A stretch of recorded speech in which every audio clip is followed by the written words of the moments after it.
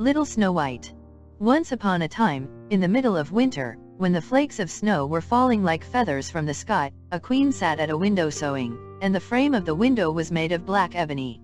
And whilst she was sewing and looking out of the window at the snow, she pricked her finger with the needle, and 3 drops of blood fell upon the snow.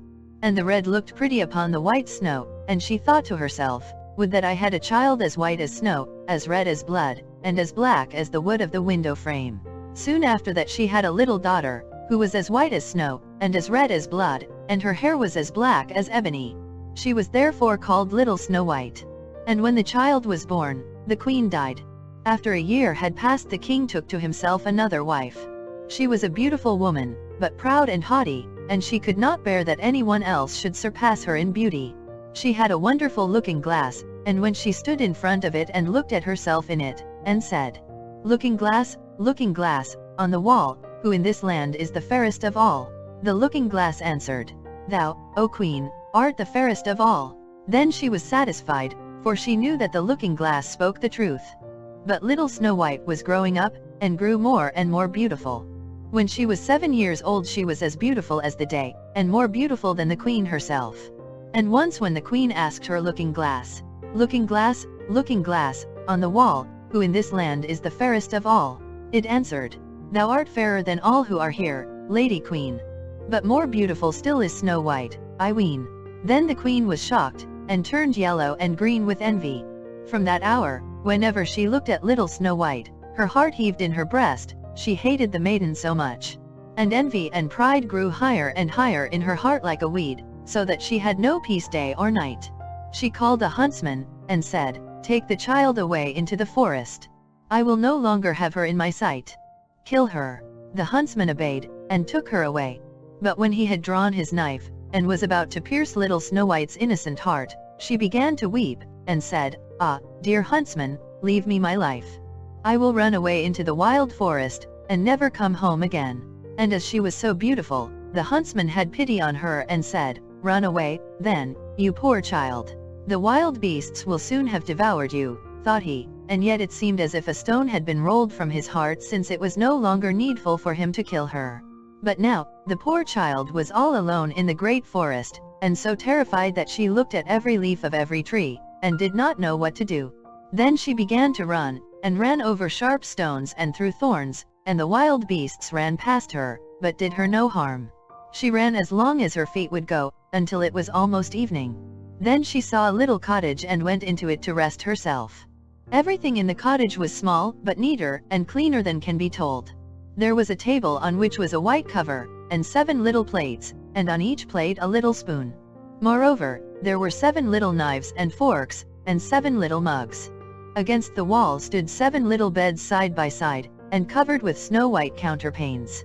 Little Snow White was so hungry and thirsty, that she ate some vegetables and bread from each plate and drank a drop of wine out of each mug, for she did not wish to take all from one only. Then, as she was so tired, she laid herself down on one of the little beds, but none of them suited her. One was too long, another too short, but at last she found that the 7th one was right, so she remained in it, said a prayer and went to sleep. When it was quite dark the owners of the cottage came back. They were 7 dwarfs who dug and delved in the mountains for ore. They lit their 7 candles, and, as it was now light within the cottage, they saw that someone had been there, for everything was not in the same order in which they had left it. The first said, Who has been sitting on my chair? The second, Who has been eating off my plate? The third, Who has been taking some of my bread? The fourth, Who has been eating my vegetables? The fifth, Who has been using my fork? The sixth, Who has been cutting with my knife?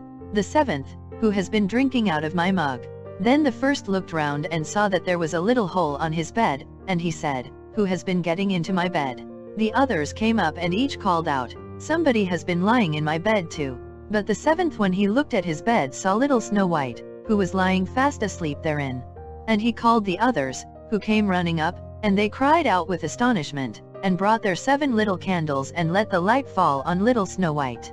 Oh, oh, cried they, what a lovely child, and they were so glad that they did not wake her up, but let her sleep on in the bed. And the 7th dwarf slept with his companions, 1 hour with each, and so got through the night. The next morning, Little Snow White awoke, and was frightened when she saw the 7 dwarfs. But they were friendly and asked her what her name was. "My name is Little Snow White," she answered. "How have you come to our house?" said the dwarfs. Then she told them that the wicked queen had wished to have her killed, but that the huntsman had spared her life, and that she had run for the whole day, until at last she had found their dwelling. The dwarfs said, "If you will take care of our house, cook, make the beds, wash, sew, and knit, and if you will keep everything neat and clean, you may stay with us and you shall want for nothing." "Yes," said Little Snow White, "with all my heart," and she stayed with them. She kept the house in order for them. In the mornings they went to the mountains and looked for copper and gold, in the evenings they came back, and then their supper had to be ready. The maiden was alone the whole day, so the good dwarfs warned her and said, "Beware of the queen, she will soon know that you are here. Be sure to let no one come in." But the queen, believing that Little Snow White was dead, could not but think that she herself was again the first and most beautiful of all. She went to her looking glass, and said, looking glass, on the wall, who in this land is the fairest of all?" And the glass answered, "Oh, queen, thou art fairest of all I see, but over the hills, where the 7 dwarfs dwell, Little Snow White is alive and well, and none is so fair as she." Then she was astounded, for she knew that the looking glass never spoke falsely, and she knew that the huntsman had betrayed her, for that Little Snow White was still alive. And so she thought and thought again how she might kill her, for so long as she herself was not the fairest in the whole land, envy let her have no rest. And when she had at last thought of something to do, she painted her face, and dressed herself like an old peddler woman, and no one could have known her. In this disguise she went over the 7 mountains to the 7 dwarfs, and knocked at the door and cried, "Pretty things to sell, very cheap, very cheap."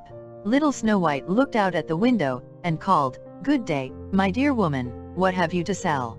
"Good things, pretty things," she answered, "stay laces of all colors," and she pulled out one which was woven of bright-colored silk. "I may let the worthy old woman in," thought Little Snow White, and she unbolted the door and bought the pretty laces. "Child," said the old woman, "what a fright you look. Come, I will lace you properly for once." Little Snow White had no suspicion, but stood before her, and let herself be laced with the new laces. But the old woman laced so quickly and laced so tightly that Little Snow White lost her breath and fell down as if dead. "Now I am the most beautiful," said the queen to herself, and ran away. Not long afterward, in the evening, the 7 dwarfs came home. But how shocked they were when they saw their dear Little Snow White lying on the ground, and that she neither stirred nor moved, and seemed to be dead. They lifted her up, and, as they saw that she was laced too tightly, they cut the laces. Then she began to breathe a little, and after a while came to life again. When the dwarfs heard what had happened, they said, "The old peddler woman was no one else than the wicked queen. Take care and let no one come in when we are not with you." But the wicked woman, when she had reached home, went in front of the glass and asked, looking glass, on the wall, who in this land is the fairest of all?" And it answered as before, "Oh, queen, thou art fairest of all I see, but over the hills, where the 7 dwarfs dwell, Little Snow White is alive and well, and none is so fair as she." When she heard that, all her blood rushed to her heart with fear, for she saw plainly that Little Snow White was again alive. "But now," she said, "I will think of something that shall put an end to you," and by the help of witchcraft, which she understood, she made a poisonous comb. Then she disguised herself, and took the shape of another old woman. So she went over the 7 mountains to the 7 dwarfs, knocked at the door, and cried, "Good things to sell, cheap, cheap." Little Snow White looked out, and said, "Go away. I cannot let anyone come in." "I suppose you may look," said the old woman, and pulled the poisonous comb out and held it up. It pleased the maiden so well that she let herself be beguiled, and opened the door. When they had made a bargain, the old woman said, "Now I will comb you properly for once." Poor Little Snow White had no suspicion, and let the old woman do as she pleased. But hardly had she put the comb in her hair, then the poison in it took effect, and the maiden fell down senseless. "You paragon of beauty," said the wicked woman, "you are done for now," and she went away. But fortunately it was almost evening, and the 7 dwarfs came home. When they saw Little Snow White lying as if dead upon the ground, they at once suspected the queen. They looked and found the poisoned comb. Scarcely had they taken it out, when Little Snow White came to herself, and told them what had happened. Then they warned her once more to be upon her guard, and to open the door to no one. The queen, at home, went in front of the glass and said, Looking glass, on the wall, who in this land is the fairest of all? Then it answered as before, O queen, thou art fairest of all I see, but over the hills, where the 7 dwarfs dwell, little Snow White is alive and well, and none is so fair as she. When she heard the glass speak thus, she trembled and shook with rage. Little Snow White shall die, she cried, even if it costs me my life. Thereupon she went into a secret, lonely room, where no one ever came, and there she made a very poisonous apple. Outside it looked pretty, white with a red cheek, so that everyone who saw it longed for it. But whoever ate a piece of it must surely die. When the apple was ready, she painted her face, and dressed herself as a countrywoman, and so she went over the 7 mountains to the 7 dwarfs. She knocked at the door. Little Snow White put her head out of the window and said, I cannot let anyone in. The 7 dwarfs have forbidden me. It is all the same to me, answered the woman, I shall soon get rid of my apples. There, I will give you one. No, said Little Snow White, I dare not take anything. Are you afraid of poison? Said the old woman. Look, I will cut the apple in 2 pieces. You eat the red cheek, and I will eat the white. The apple was so cunningly made that only the red cheek was poisoned. Little Snow White longed for the fine apple, and when she saw that the woman ate part of it, she could resist no longer, and stretched out her hand and took the poisonous half. But hardly had she a bit of it in her mouth, than she fell down dead. Then the queen looked at her with a dreadful look, and laughed aloud, and said, White as snow, red as blood, black as ebony wood. This time the dwarfs cannot wake you up again. And when she asked of the looking glass at home, Looking glass, on the wall, who in this land is the fairest of all? It answered at last, O queen, in this land thou art fairest of all. Then her envious heart had rest, so far as an envious heart can have rest. The dwarfs, when they came home in the evening, found Little Snow White lying upon the ground. She breathed no longer and was dead. They lifted her up, looked to see whether they could find anything poisonous, unlaced her, combed her hair, washed her with water and wine, but it was all of no use. The poor child was dead, and remained dead. They laid her upon a bier, and all 7 of them sat round it and wept for her, and wept 3 days long. Then they were going to bury her, but she still looked as if she was living, and still had her pretty red cheeks. They said, We could not bury her in the dark ground, and they had a transparent coffin of glass made, so that she might be seen from all sides. They laid her in it, and wrote her name upon it in golden letters, and that she was a king's daughter. Then they put the coffin out upon the mountain, and one of them always stayed by it to watch it. And birds came too, and wept for Little Snow White, first an owl, then a raven, and last a dove. And now Little Snow White lay a long, long time in the coffin. She did not change, but looked as if she were asleep, for she was as white as snow, as red as blood, and her hair was as black as ebony. It happened, however, that a king's son came into the forest, and went to the dwarf's house to spend the night.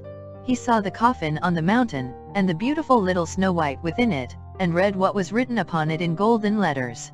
Then he said to the dwarfs, Let me have the coffin. I will give you whatever you want for it. But the dwarfs answered, We will not part with it for all the gold in the world. Then he said, Let me have it as a gift, for I cannot live without seeing Little Snow White. I will honor and prize her as my dearest possession. As he spoke in this way, the good dwarfs took pity upon him, and gave him the coffin. And now the king's son had it carried away by his servants on their shoulders. And it happened, that they stumbled over a tree stump, and with the shock the poisonous piece of apple, which Little Snow White had bitten off, came out of her throat. And before long she opened her eyes, lifted up the lid of the coffin, sat up, and was once more alive. Oh, where am I? She cried. The king's son, full of joy, said, You are with me, and told her what had happened, and said, I love you more than everything in the world. Come with me to my father's palace, you shall be my wife. And Little Snow White was willing, and went with him, and their wedding was held with great show and splendor. But the wicked queen was also bidden to the feast. When she had arrayed herself in beautiful clothes, she went before the looking glass, and said, Looking glass, on the wall, who in this land is the fairest of all? The glass answered, O queen, of all here the fairest art thou, but the young queen is fairer by far, I trow. Then the wicked woman uttered a curse, and was so wretched, so utterly wretched, that she knew not what to do. At first she would not go to the wedding at all, But she had no peace, and must go to see the young queen. And when she went in she knew little Snow White. And she stood still with rage and fear, and could not stir. But iron slippers had already been put upon the fire, and they were brought in with tongs, and set before her. Then she was forced to put on the red-hot shoes, and dance until she dropped down dead.